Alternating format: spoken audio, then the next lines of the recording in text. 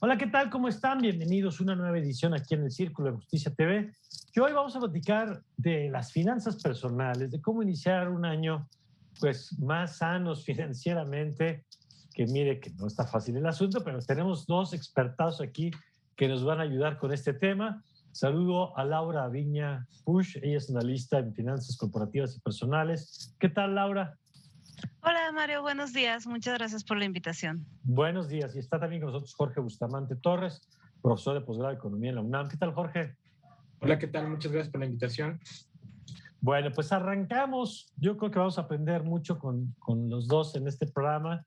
Y Laura, antes de arrancarle con el tema de cómo planear mejor, cómo sanear un poco nuestras finanzas, me gustaría un poquito tu opinión de cómo cerramos el año en materia general, digamos. Vamos a ir obviamente a lo particular y a las finanzas personales, pero tu impresión de cómo cerramos el año, porque venimos de una temporada complicada, ¿no? Venimos de un 2019 que la economía ya había decrecido, luego un 2020 con el tema de la pandemia y luego un 2021, pues que si bien es de recuperación parcial, pues no libre de algunas complicaciones. Entonces, un poquito nada más de contexto para ver dónde estamos parados.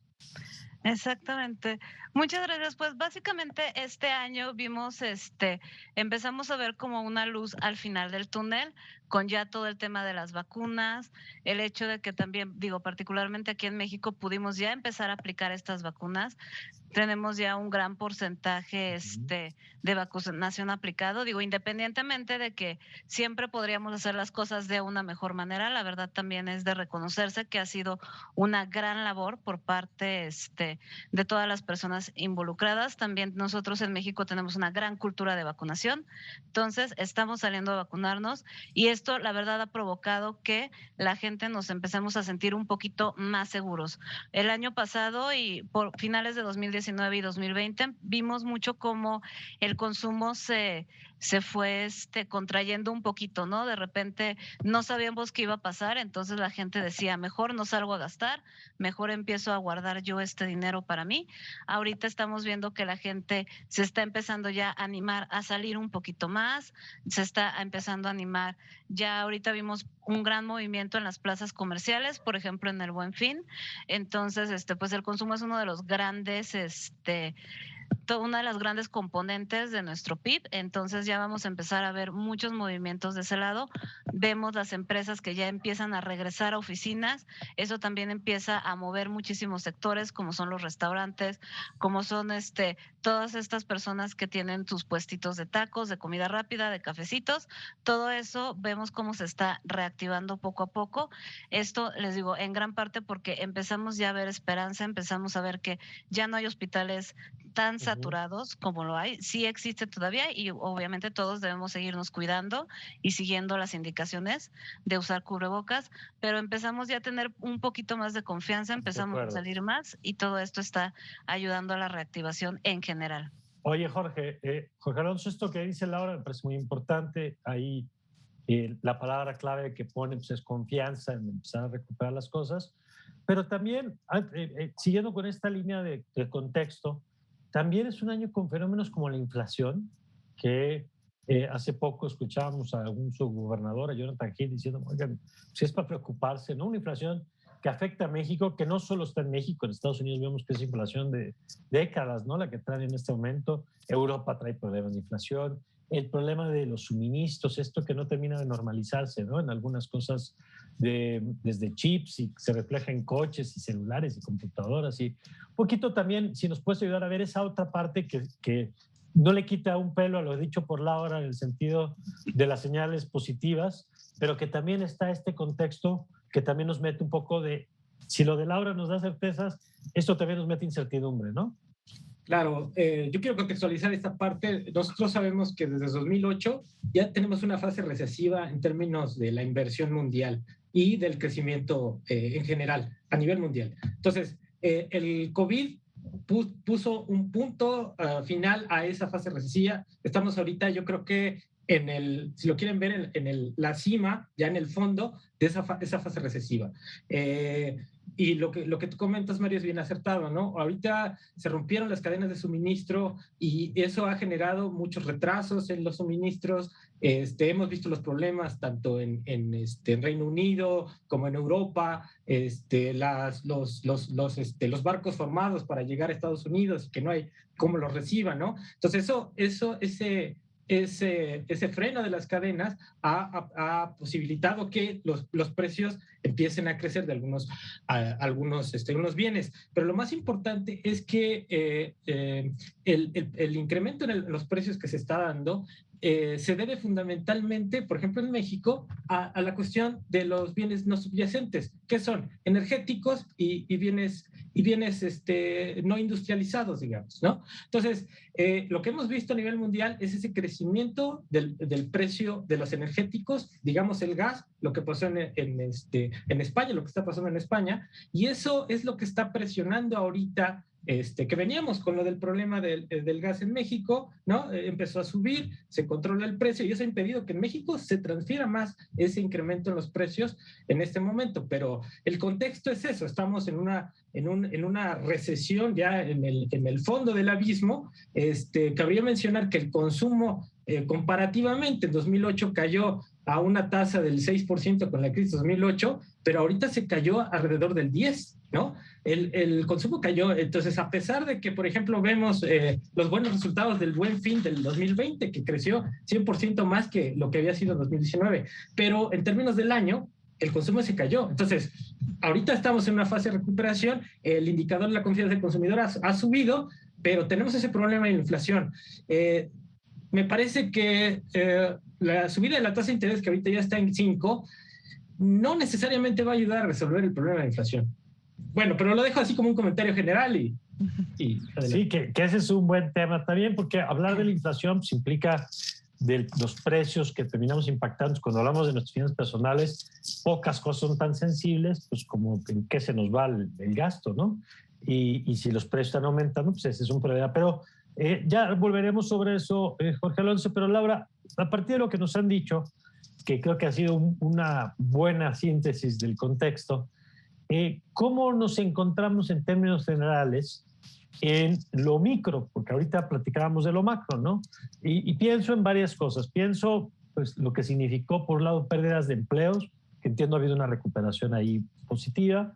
En términos de ingreso, que eso no necesariamente, porque ya sabemos que recuperar trabajo no quiere decir recuperar los ingresos que tenías antes.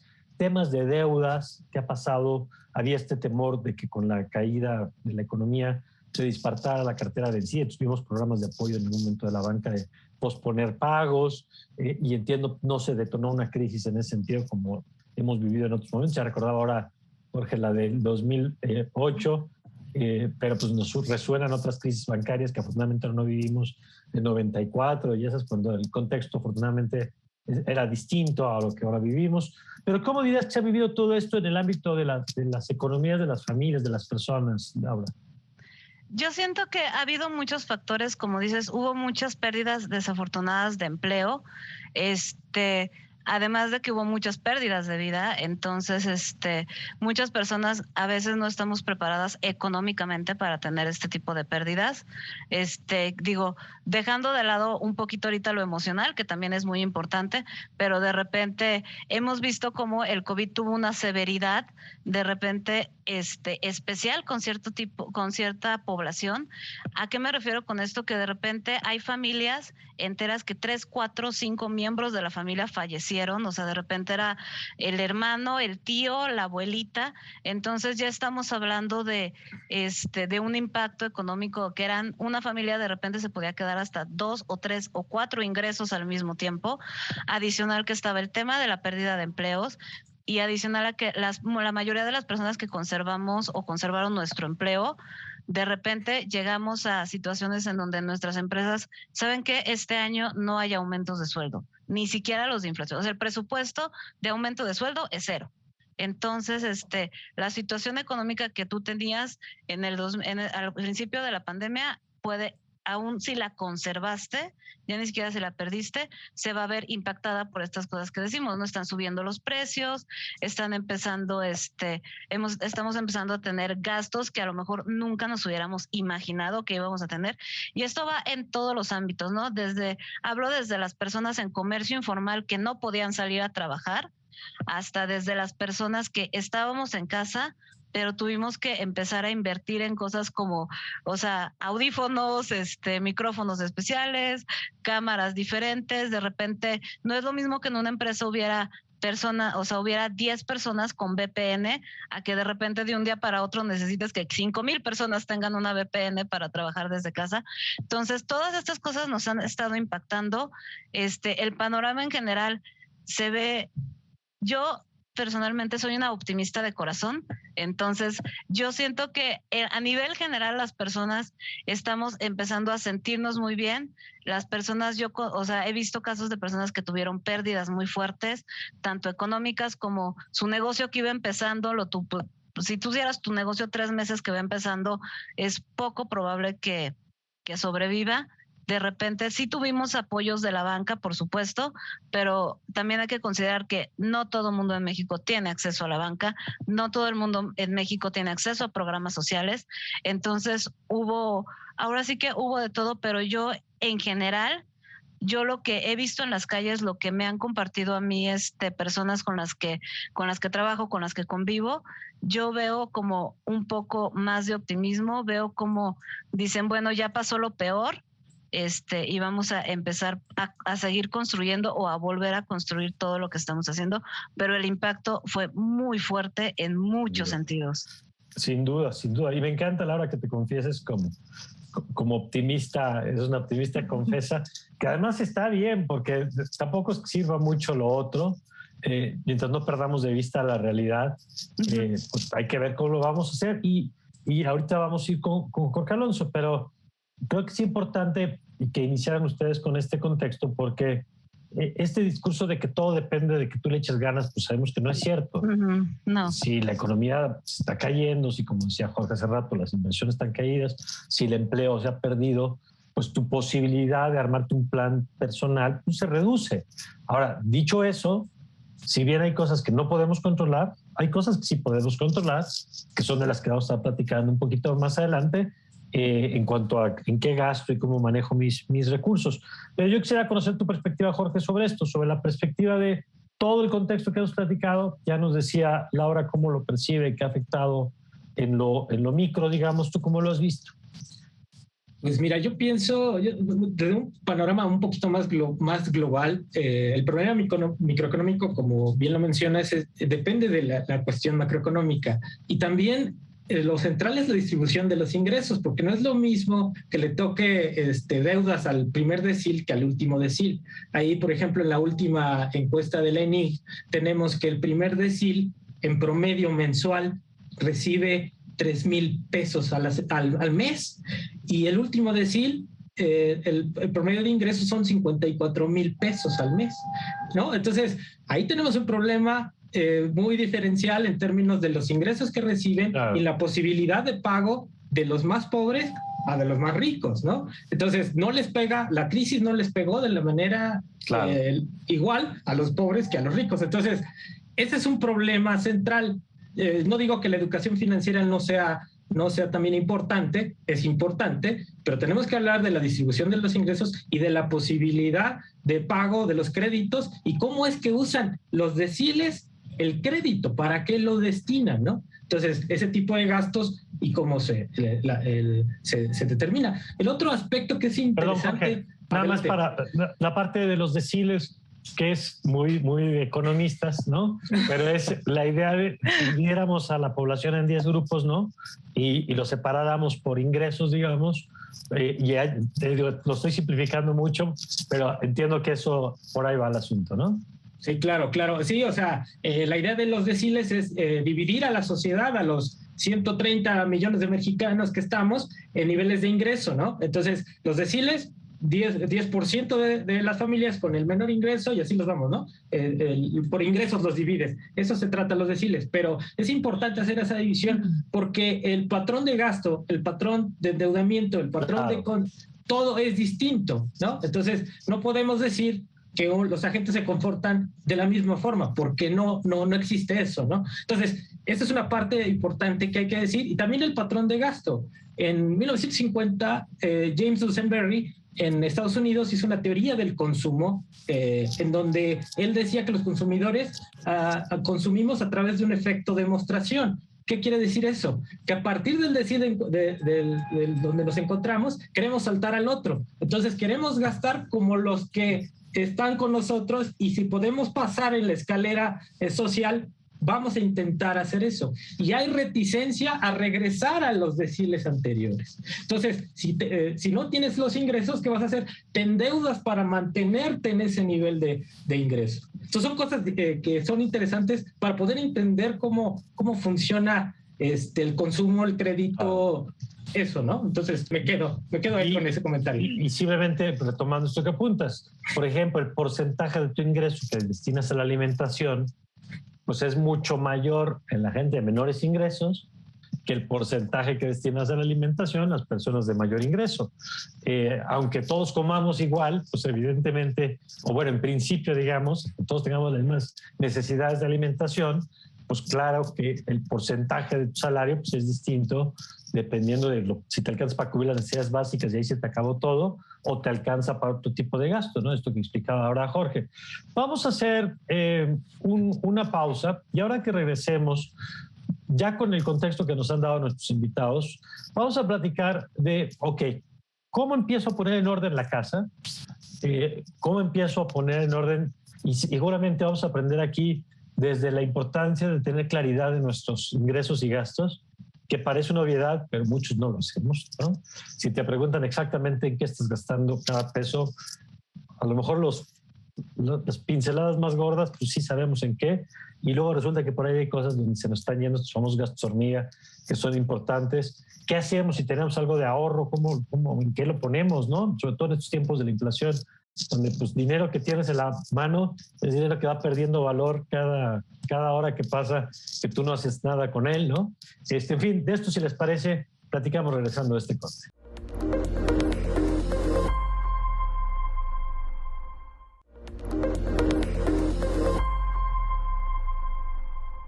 Bueno, estamos de vuelta y yo quisiera, Laura, empezar con este tema de cómo empezamos a poner orden en nuestras finanzas cuando traemos sobre todo alguna deuda.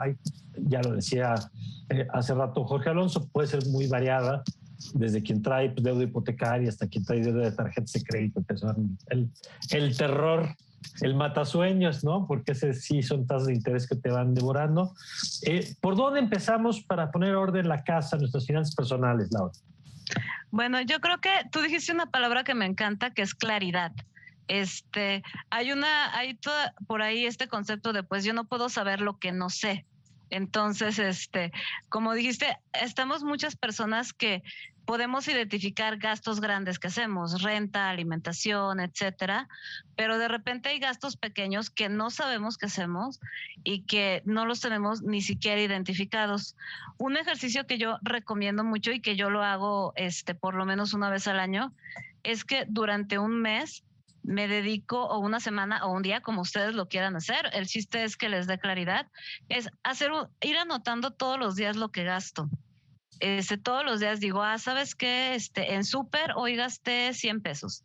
Y luego, después de comer, me compré un mazapán de 3 pesos. Y empezar a más o menos ir anotando todo lo que estás gastando. ¿Por qué? Porque de repente a veces nosotros mismos tenemos ciertos bias con nosotros mismos y no nos damos cuenta de cosas que hacemos. Por ponerles un ejemplo muy general, de repente, yo todos los días me hago de comer, es algo que yo hago. Todos los días hago de comer, voy a trabajar, llevo mi comida en mis toppers. Entonces, si tú a mí me preguntas, ¿cada cuándo gastas en comida hecha o en Uber Eats? Yo te diría, casi nunca, o sea, 1-2 veces por semana. Y volví a hacer este ejercicio aproximadamente ¿Y qué salió? Y me di cuenta que yo gastaba 4 veces por semana en comida. ¿Por qué? Porque de repente llegaba el martes y decía, la cenita está al 2x1 el sushi, claro. Ahí va una. Que el fin de semana desayunar garnachita, ya va otra. Y son cosas que tú a pesar de que yo tengo, o sea, mucho control en las cosas que gasto, en el súper que hago, en la comida que hago, no te das cuenta de que lo estás haciendo. Y ese ya era un gasto grandecito, parecía que no era tan hormiga como parecía, y eran cosas que yo ni siquiera me daba cuenta. Entonces, el paso número 1 siempre es claridad, ver dónde estamos, cuánto estamos gastando, y ya de ahí poder armar más soluciones. Me encanta. Oye, Jorge, y siguiendo con esto, escuchando a Laura, pensaba, por ejemplo, que en mi caso, y estoy seguro que no soy el único que le pasa, hay de pronto gastos de estos que, uno de dos, la típica de prueba gratis 30 días y que a los 31 días uno, por supuesto, no canceló nada y a lo mejor ni te acuerdas, pero como dejaste tu tarjeta, están ahí. Y la otra, esto que apuntaba ahora Laura, que es, aquí hemos hecho programas de comercio electrónico y hemos destacado las bondades del comercio electrónico, pero lo peligroso también que es decir, con un clic ya adquirí lo que sea. Y como no desembolso en ese momento, pues no hay esta conciencia de cuando tienes que abrir la bolsa o la cartera para hacer el pago, sino que se vuelve de pronto invisible el gasto, ¿no? Decían ahorita las aplicaciones de transporte, las aplicaciones de comida, cosas de aplicaciones digitales, de compras digitales. ¿Cómo mapear todos esos elementos, Jorge, para construir este primer piso del que hablaba Laura de saber en qué se nos está yendo el dinero? Pues yo creo que una de las cosas importantes, como ustedes lo señalan, es este tipo de gasto que si bien es como gasto hormiga, porque estás haciendo pagos chiquitos por todos lados, es uno de los problemas fundamentales a los que se enfrentan los consumidores. Digamos, hablando del Buen Fin, digamos, ¿no? Tiene la oferta de meses sin intereses. Entonces te compras esto, unos zapatos, una chamarra, pero aparte tú tienes tus gastos corrientes generales, ¿no? Entonces eso se va juntando, ¿no? Voy a pagar 100 pesos aquí, voy a pagar...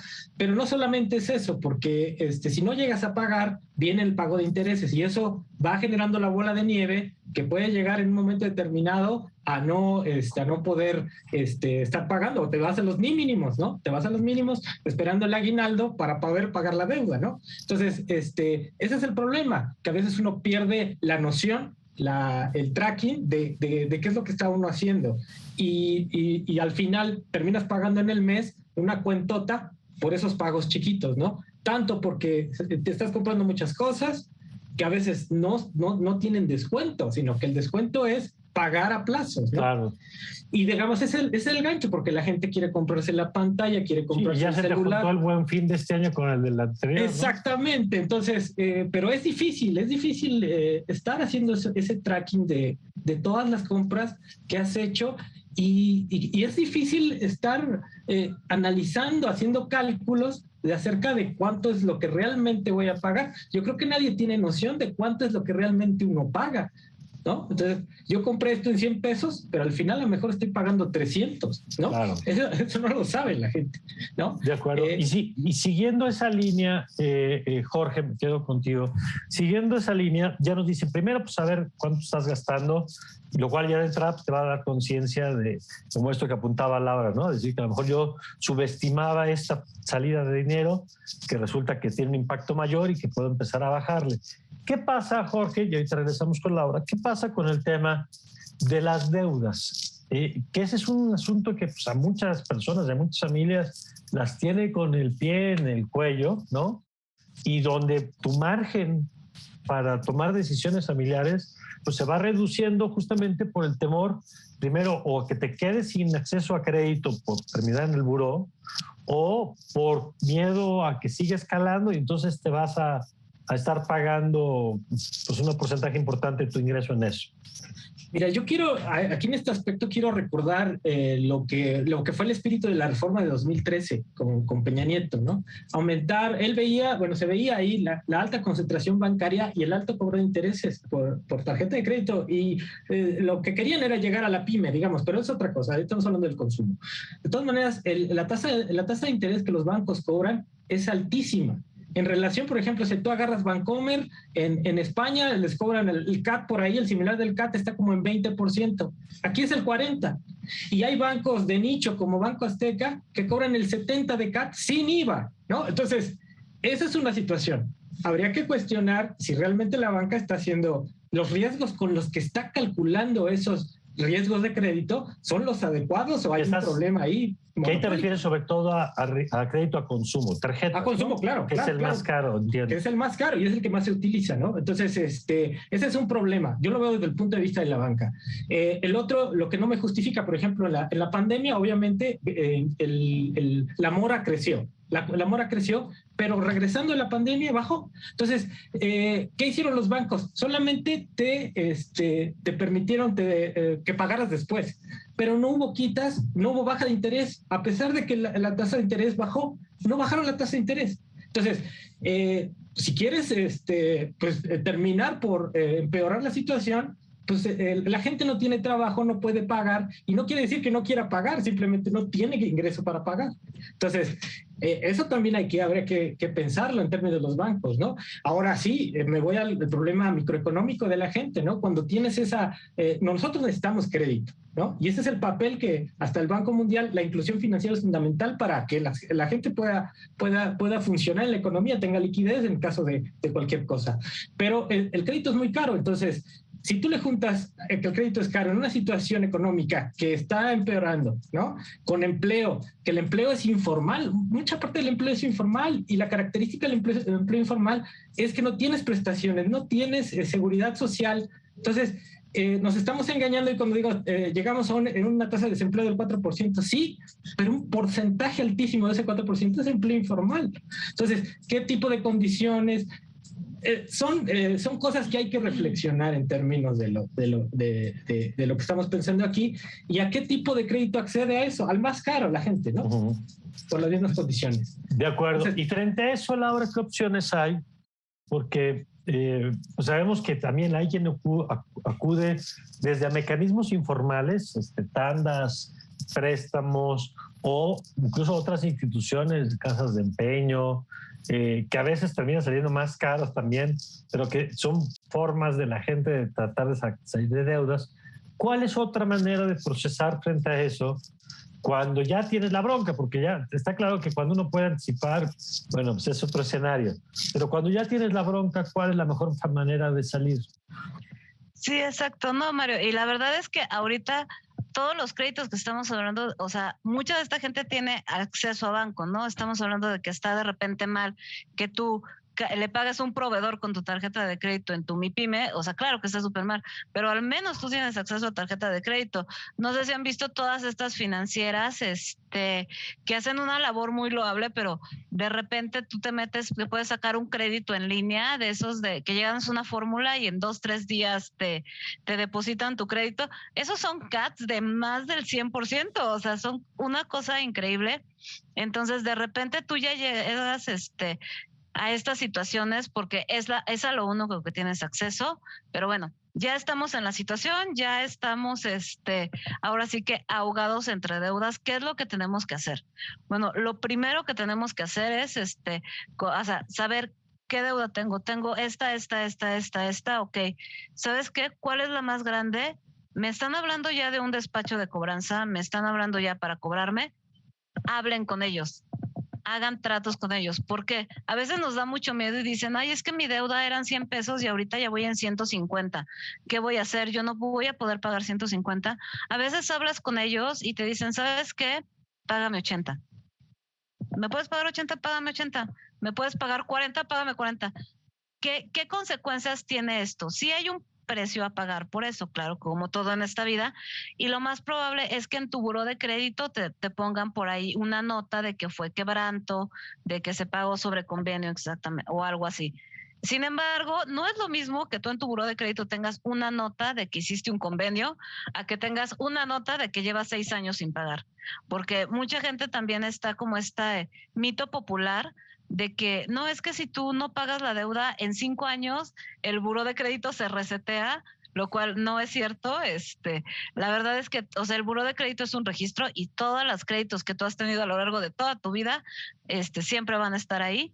Entonces, es muy, o sea, ¿cómo se ve el buró? ¿Sabes qué? A lo mejor ahorita aparece que lo pagaste en convenio, sí, tal vez el próximo año o el que sigue tengas ahí dificultades, pero después ya vas a poder acceder a mejores créditos y mejores oportunidades. ¿Qué pasa, Laura? Ahorita nos dices reestructura cuando puedas reestructurar, llega a un acuerdo cuando puedas alcanzarlo, que además hay que decir que las propias instituciones financieras les conviene muchas veces, prefieren un buen arreglo, ¿no? A estar en este conflicto.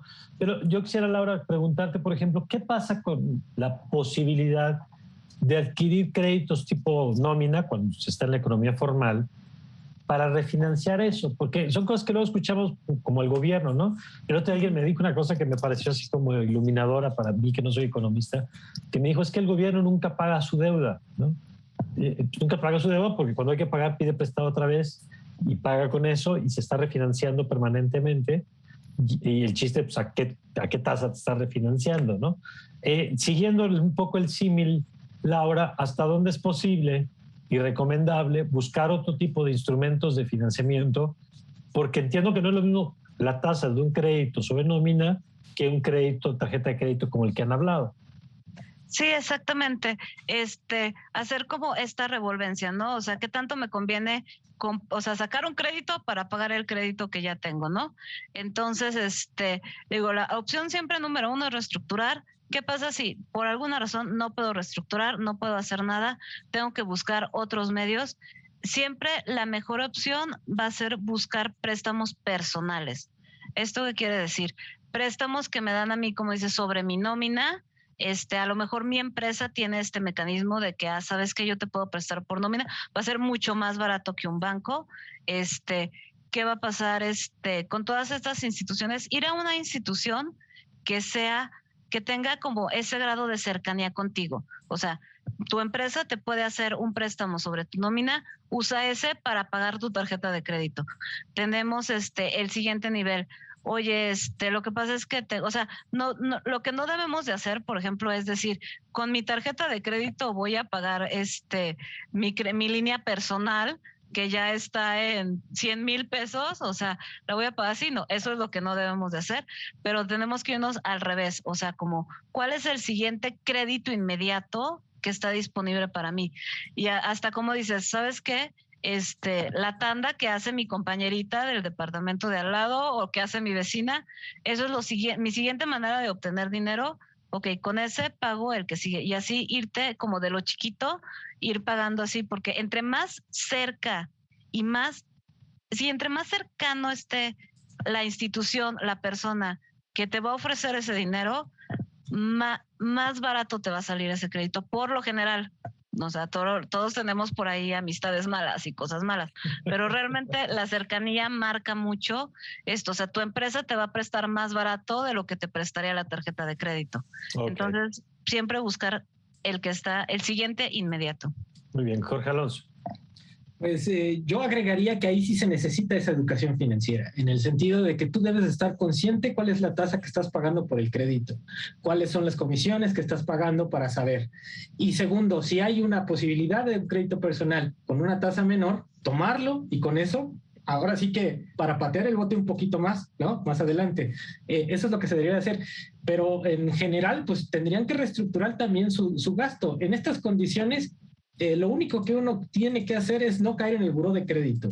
Y para eso hay que reestructurar. Si hay gastos que son innecesarios, tal vez, mejor pagar la tarjeta y tratar de pagar lo que se pueda para evitar estar en default, ¿no? Entonces, esa es la cuestión.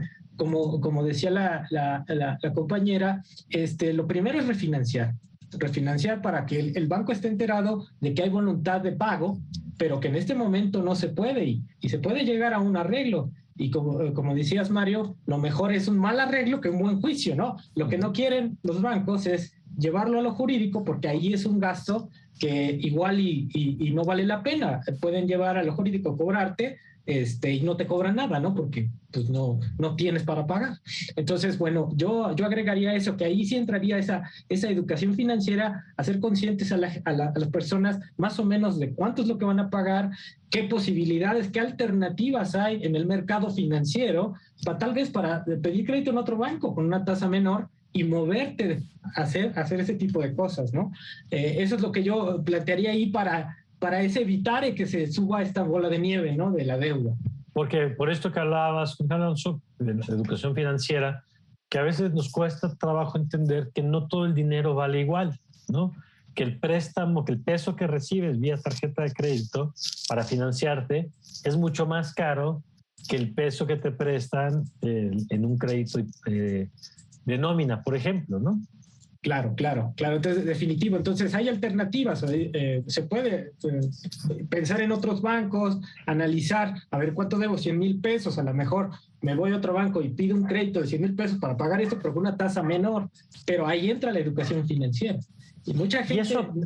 Sí, no, adelante. Y eso que aplica, Jorge, nada más para cerrar este tema, eso también entiendo aplica, por ejemplo, para créditos hipotecarios, ¿no? Donde a lo mejor tú tienes hoy una tasa y resulta que el mercado, como decías, tiene una oferta distinta.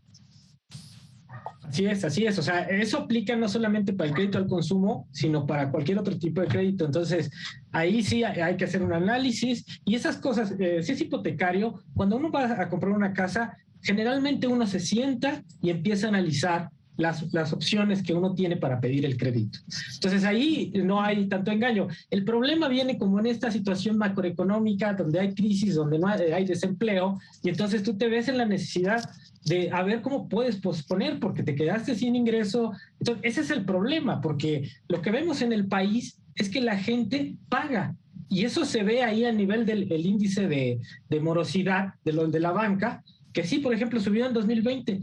Pasó este bache, bueno, que todavía no hemos pasado este bache porque sigue el COVID, vamos por la tercera ola, no sé, pero así terminó el bache, se recupera la economía y se cae, disminuye el índice de morosidad. O sea, quiere decir, la gente está pagando, ¿no? Entonces, el problema es también la cuestión macroeconómica, la inversión, el empleo, ¿no? Los salarios, ¿no? Los salarios son bajos. Entonces, ese es el problema también que hay que contextualizar. Es un todo, ¿no? Es muy complejo. O sea, no es cualquier cosa, ¿no? No hay fórmulas mágicas. Vamos a hacer una pausa y vamos a regresar con Laura y con Jorge Alonso, que nos están compartiendo aquí consejos para cómo mejorar el manejo de nuestras finanzas personales, familiares. De eso platicamos. Vamos a seguir platicando regresando a este.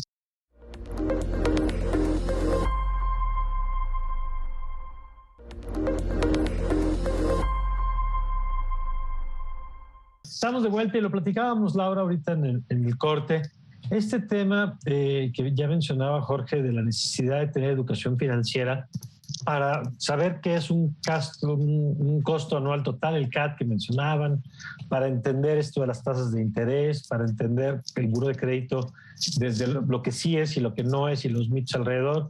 Y decías tú, Laura, que ahí también hay una tarea pendiente en materia de educación que va más allá o que no se agota, digamos, en la preparación individual. Exactamente, sí. Hay una frase que a mí me gusta mucho que dicen, bueno, el gobierno está a cargo de la economía nacional y tú estás a cargo de tu economía personal. Esto es 100% cierto. Esto no significa que el gobierno pueda hacer lo que quiera con el dinero del erario público o de todo esto, digamos, ¿no? Ellos también tienen que hacer sus medios.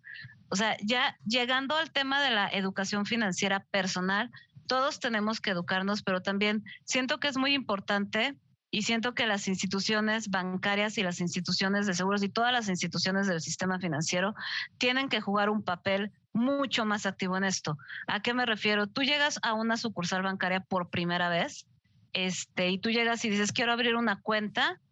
Todos los bancos, por ejemplo, tienen que tener una cuenta que normalmente se llama cuenta básica, que no te cobre ningún tipo de comisión, que tú puedas depositar tu dinero y te den tu tarjeta de débito.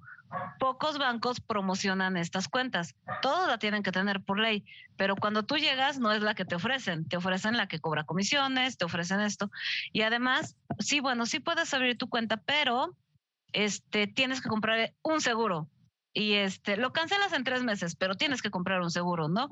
Entonces, o el producto que sea que está, como ahorita empujando esa institución, entonces a todos nos ha pasado, todos lo hemos vivido.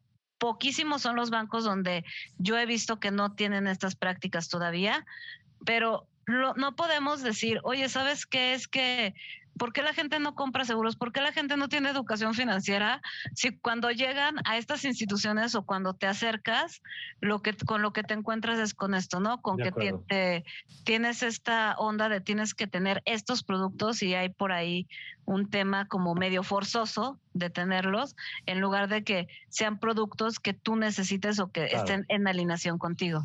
Y claramente ahí sí es un tema de Estado, es un tema de regulación, es un tema de supervisión, es un tema incluso de educación del Estado, porque si bien es cierto que muchas instituciones tienen de pronto programas, bueno, no son suficientes y lo sabemos desde entrada porque no, el sector de la población con acceso a los servicios bancarios pues no es toda y estamos dejando un universo enorme fuera.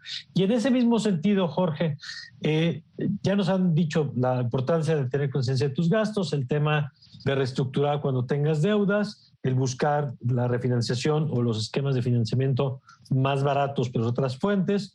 Pero yo quisiera que nos ayudes con algunos consejos sobre cómo orientar mejor nuestro gasto. De pronto ahí también somos medio impulsivos, como tú bien apuntabas al principio, en la oferta y ahí se nos va un asunto. ¿Cuál es una mejor manera de planear, incluso rompiendo mitos como esto de que yo no puedo ahorrar, ¿no? Hay mucha gente que no ahorra o porque está convencida que no puede ahorrar, cuando a lo mejor, por supuesto, que tiene que ver con tu volumen de ingreso y gasto, pero hay gente con muchos ingresos que sigue sin ahorrar de todos modos. Pues, ¿cómo le hacemos para empezar a acomodar mejor la parte también de nuestro gasto? Pues yo creo que es una cosa complicada, porque para poder hacer una programación de los gastos, tú tendrías que tener un ingreso seguro, por lo menos en un cierto periodo. A partir de ahí, si tú tienes, yo voy a ganar 10,000 pesos al mes o gano 10,000 pesos al mes, pues más o menos te das idea de que los gastos necesarios te llevarán cierto porcentaje de tu ingreso y te darás ahí un chance para ciertos otros gastos que te puedan hacer comprarte una pantalla, lo que sea. Pero en un sistema económico tan volátil como el que vivimos, si no tienes un ingreso fijo, es difícilmente posible que puedas hacer una planificación muy buena, ¿no? Y lo que mencionabas acerca de los ahorros, yo creo que ahí también hay un problema con la banca. La banca, por un depósito de ahorro, te paga una tasa que en términos reales es negativa. Entonces, ¿cuál es el incentivo para el ahorro? No en términos reales, que es decir, si hoy te paga, en el mejor de los casos, un 4% y la inflación es el 6%, significa que te alcanza, aún con los intereses, te alcanza para comprar menos con lo que recibes que lo que tenías originalmente, ¿no? Exactamente, y la situación es la siguiente: los bancos no están incentivados a ver cuenta más rentable, porque de todas maneras tienen nuestro dinero, las nóminas ahí están, incluso uno tiene que pagar si no mantiene cierto saldo en algunas cuentas, ¿no? Entonces, ellos tienen nuestro dinero, ¿para qué te ofrecen intereses? Entonces, vamos a eso, o sea, ¿qué incentivo tengo yo como pequeño ahorrador para dejar mi dinero en el banco si al final voy a perder poder de compra? Entonces, esa es una cuestión que el Estado tiene que ver, porque si queremos promover el ahorro, tenemos que hacer que los bancos compitan más para que ofrezcan mejores productos, ¿no? Entonces, ahí todo es una cosa ahí amarrada entre la actividad del Estado, la actividad de los bancos, esta forma, la economía en general. Y digo, para hacer esa planificación, pues sí, primero tengo que tener cierta certidumbre del ingreso que recibiré durante el año, ¿no? De acuerdo. Entonces, ahí yo lo dejaría para agregar a otra cosa. De acuerdo. Ahora, bajo esta consideración, Laura, que bien apunta Jorge, que lo han dicho ustedes al principio, la circunstancia de cada persona puede ser muy diversa, pero en términos, y bien pone Jorge esta condición del ingreso constante, digamos, pues como una cosa que te permite planear, ¿no? Digamos, bajo la premisa de que hay ciertos ingresos constantes y gastos constantes, que ya sabemos que eso puede variar, y de pronto una enfermedad, y viene y te desbarata todo lo que te habías planeado. Pero en escenarios, digamos, Laura, donde se pueda planear, ¿cuál es un uso razonable, planeado, sano, en términos de la administración de esos egresos o de esos ahorros o de eso que gastas? Yo creo que aquí hay un punto que es muy, muy importante, que es lo tocaba un poquito Jorge al principio, que es esta parte de darnos un nivel de vida que a veces no tenemos, ¿no? De que siempre queremos irnos al siguiente nivel, lo cual es muy loable y es muy normal. Nosotros como seres humanos siempre queremos crecer. Entonces, pero siempre tenemos que hacerlo partiendo de nuestra realidad. Yo sí soy una persona que gano 5,000 pesos al mes, no puedo ir a rentarme un departamento en donde pague 4,000 pesos al mes, o sea, porque todo mi dinero se me da en renta. Entonces, como todas estas cosas, yo creo que algo que es muy, muy importante es siempre, número uno, pues vivir acorde al nivel de vida que tenemos. A veces decimos, es que yo quisiera comprarme más cosas, tener más cosas, pero es importante siempre partir, ok, para esto es lo que me alcanza, esto es lo que tengo que hacer. Tener nosotros un presupuesto personal donde anotamos todas las cositas que gastamos, todos los egresos y todos nuestros ingresos que vamos teniendo y cada cuándo voy teniendo los ingresos. Y también siempre tener varios planes de ahorro. O sea, que como dicen, de repente mucha gente dice, entre más gano, más gasto. Siempre tener esta parte del ahorro como si fuera una mensualidad que estuvieras pagando. Siempre tener tu ahorro, no solamente tu ahorro para cosas que te quieras comprar, que es muy válido, pues para eso es el dinero, ¿no? Para que también tú te compres cosas bonitas, que disfrutes. Entonces, tener un ahorro para estos gastos, un ahorro para lo que son un fondo de emergencia, ¿no? ¿Qué pasa si el día de hoy yo me quedo sin trabajo? ¿Cuánto tiempo me voy a tardar en recuperar mi trabajo? O en recuperar o tener otro trabajo más o menos del mismo nivel. No, pues como unos 6 meses, 8 meses, más o menos como está. Pues yo necesito tener 8 meses de mi sueldo en un fondo de emergencia para no perder mi calidad de vida. ¿Qué más necesito tener? Un fondo para cosas grandes, o sea, empezar compras de autos, enganches de casas, cosas así, y un fondo para tu retiro. Yo ya tengo mi Afore, pero necesitamos tener un fondo adicional con estas nuevas leyes que ha habido. Y a lo mejor todo esto dices, oye, a ver. O sea, yo gano 100 pesos, de los cuales debo 80, o sea, y tú me estás diciendo que haga quién sabe cuántas cajitas de ahorro. O sea, no, Laura, o sea, ¿qué onda? No, vamos a empezar, empieza súper poquito. Si tú hoy dices, ¿sabes qué? Mi aguinaldo, reestructura esta deuda, ya hice todo lo que tenía que hacer, ya pagué unas deuditas, me quedaron 10 pesos, Laura. Ahorra 10 pesos. 10 pesos es mejor que ahorrar 0 pesos. Uh-huh. Oye, ya empecé más o menos a organizarme, ya vi que estaba gastando mucho dinero en esto, ya le empecé a dar la vuelta, ya no estoy gastando tanto. Entonces ahí me queda un pequeño excedente de 2 pesos. ¿Qué puedo hacer con él? Lo puedes mandar a esta deuda, a lo mejor, si te conviene, si no hay comisión por prepago, lo puedes mandar a este otro lado, o lo puedes meter a otro ahorrito, o sea, pero siempre buscando la manera de qué hacer con esto y de qué estar buscando, o sea, de qué estar, como dónde ponerlo a trabajar, por decirle de alguna manera.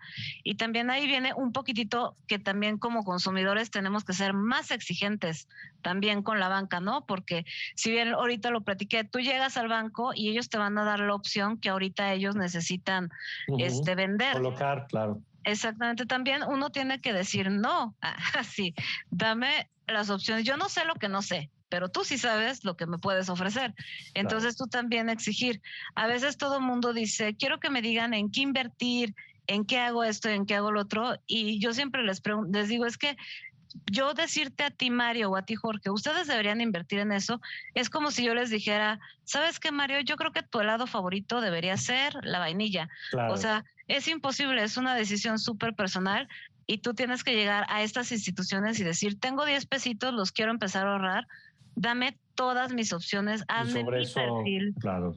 Sí, hazme mi perfil de inversionista, que hay muchísimos, que podríamos hablar horas de ese tema también, y de ahí partimos para la que es la solución que es mejor para mí y que está en alineación con todos mis planes. Porque ahí entran, ya lo sugiere ahora Laura, entran múltiples variables, porque no es lo mismo la necesidad de alguien que está ahorrando a los 20 años que alguien que está ahorrando a los 60 años, ¿no? El riesgo que puedes asumir con tu ahorro pues, es diferente.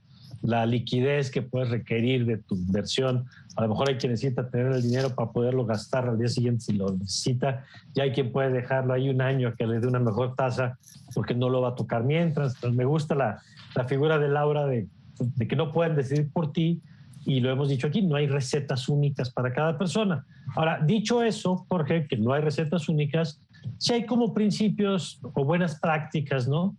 Que ya hemos escuchado algunas con ustedes. ¿Cuál agregarías tú? ¿Tú qué dirías en términos de planear mejor nuestro gasto?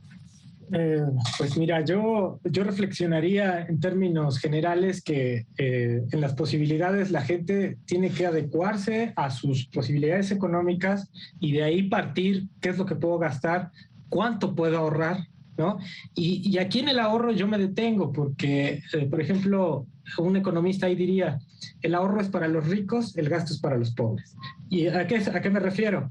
Que hay gente que vive al día y no puede ni ahorrar un peso. Ahora, si estuviera la posibilidad de ahorrar un peso, ese peso con la inflación ya no sirve para el año, ¿no? Entonces, estas son cosas que es importante reflexionar en términos de qué es lo que tengo, cuánto va a valer mi ahorro cuando lo utilice, en términos reales, qué le va a pasar a mi ahorro. Si lo meto al banco, si lo guardo abajo del colchón, ¿qué va a pasar con eso? Entonces, son cuestiones que en donde sí entra la educación financiera en términos de cuando tú vas a un banco, a ver, te voy a dejar mi dinero, ¿cuánto me vas a pagar?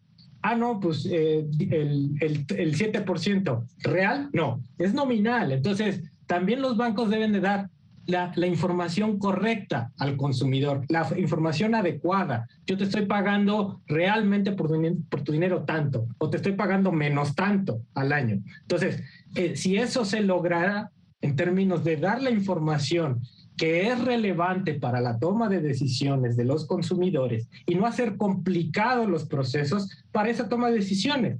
Porque si tú tienes que estar investigando cuánto me va a cobrar, ya que agarré la tarjeta, ni siquiera sabes cuánto te cobran. Ya la tienes, no sabes cuánto te cobran. Los bancos tienen que estar obligados a decirte, señor, usted el crédito al año le van a cobrar tanto. Si usted mete su dinero aquí, te van a pagar tanto en términos reales, porque lo importante es el término real. Oye, y agrégale el tema del impuesto, que por cierto se ha dicho que no ha habido aumentos de impuestos en el país. En realidad, los últimos 3 años hay un impuesto en términos del ahorro brutal, que año con año ha ido subiendo y que es necesario, porque una cosa es el anuncio de la tasa que ves ahí y otra cosa es lo que vas a terminar recibiendo, ¿no? Efectivamente, entonces uno por X o Y razones, si tienes ese pesito que lograste ahorrar, al final del año ya no vale nada. Entonces, ese es el problema, ¿no? Podemos ahorrar. El problema es que no hay instrumentos que le paguen al consumidor de a pie, porque estamos hablando del consumidor de a pie. Uno con un poquito más de conocimiento, sí. Vas con esto y mete mi inversión aquí a la bolsa o lo que sea, en otras cosas, ¿no? Pero el consumidor de a pie, que debería de ser el banco comercial, el que le ofreciera un producto que le permitiera mantener el poder de compra de un año al año. Eso no lo hay.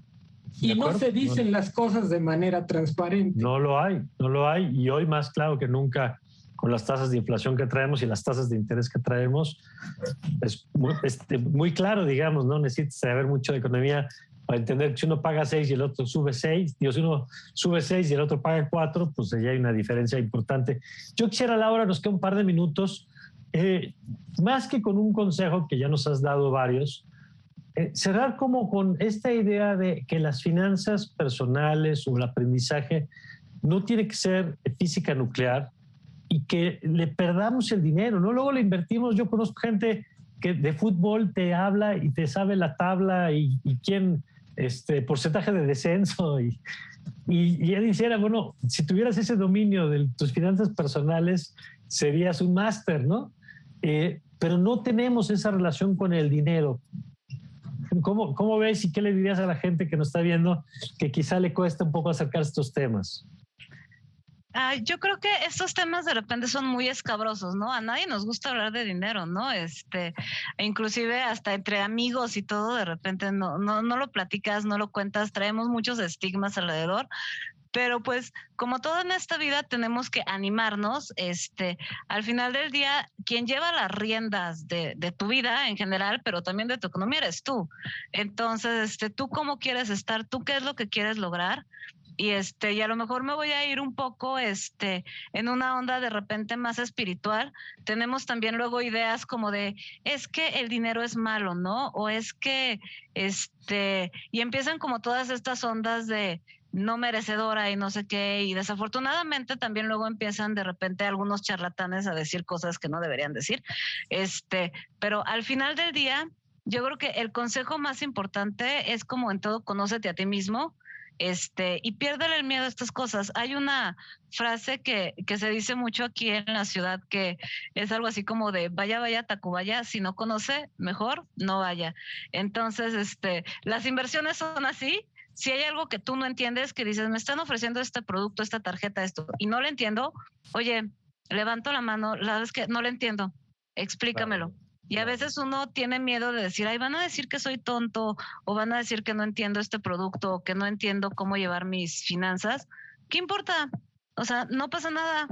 Claro. O sea, no hay Y momento siempre será tarde. preferible a preguntar que tomar una mala decisión por no hacerlo, ¿no? Exactamente. Yo creo que, pues, parte de de estos programas como el de hoy, pues tienen justamente el espíritu de contribuir a hablar de estos temas, a quitarle este tema, esta aura casi de tabú que bien apuntaba Laura. Y yo les agradezco mucho. Ojalá podamos seguir conversando. Jorge Alonso, gracias por todo lo que nos has compartido. No, para mí fue un placer el espacio. Muchísimas gracias por la invitación. Gracias, y gracias también, Laura. Muchas gracias a ti. Bueno, a los dos, una conversación muy, muy productiva.